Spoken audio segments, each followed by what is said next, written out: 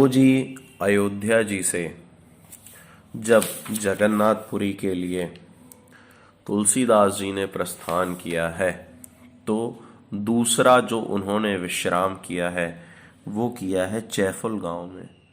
चैफुल गांव, यहाँ पर इस गांव में चार कुंवारी नाम की वृद्धा विधवा ब्राह्मणी रहती थी। कथा इस प्रकार है, वह ब्राह्मणी एक तो विधवा थी, दूसरे गरीब थी, तीसरे अब अत्यंत वृद्ध हो चली थी। चरखा काट कर जैसे तैसे जीवन बिताती थी, परंतु संत सेवा में बड़ा भाव था। अतः जो कुछ भी कमाती उसमें से कम अपना निर्वाह करती और शेष संतों की सेवा में लगा देती। उसी सेवा के प्रताप से श्रीमद् गोस्वामी तुलसीदास जी भी उसके अतिथि हुए। समझ रहे हैं आप? ये चारू कुंवारी नाम की जो ब्राह्मणी है, ये विधवा तो है, गरीब है, अत्यंत वृद्ध भी है, पर ये साधु सेवा करती है।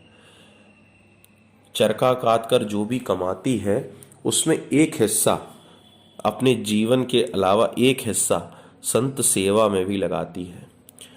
तुलसीदास जी भी इसके अतिथि हुए हैं। उन्होंने, चारू कुंवारी ने बड़े भाव से तुलसीदास जी का सम्मान किया है, पर तुलसीदास जी बुढ़िया की स्थिति को देख करके वे समझ गए कि ये दीन भी है, दुखी भी है और समस्याओं से ग्रसित भी है। तुलसीदास जी से उसकी समस्याएं छिपी नहीं रहीं। अतः कृपा करके तुलसीदास जी ने यह वरदान दिया कि तुम जिस वस्तु पर हाथ धरोगी, तुम जिस वस्तु पे हाथ धर दोगी, रख दोगी, वह अक्षय हो जाएगी। फिर तो उसमें से कितना ही खर्चा करो, कभी घटेगा नहीं। इस प्रकार उस वृद्धा, दीन दुखी, शरीर से कृशकाय बुजुर्ग महिला जिसका नाम चारू कुंवारी है, जो चरखा काट करके अपना जीवन यापन बिता करती है, पर संत सेवा वृद्धावस्था में सभी प्रकार की समस्याओं से घिरे होने पर भी उसका एक नियम संत सेवा, इससे उसे तुलसीदास जी का सानिध्य प्राप्त हुआ। क्योंकि अगर वो संत सेवा ना करती तो उसे तुलसीदास जी ना मिलते। और संत सेवा के माध्यम से एक दिन तुलसीदास रूपी संत उसके पास आए हैं और उसे वरदान दिया है कि जाओ, जिस चीज को तुम छुओगी वो अक्षय हो जाएगी, अर्थात वो बढ़ती ही जाएगी।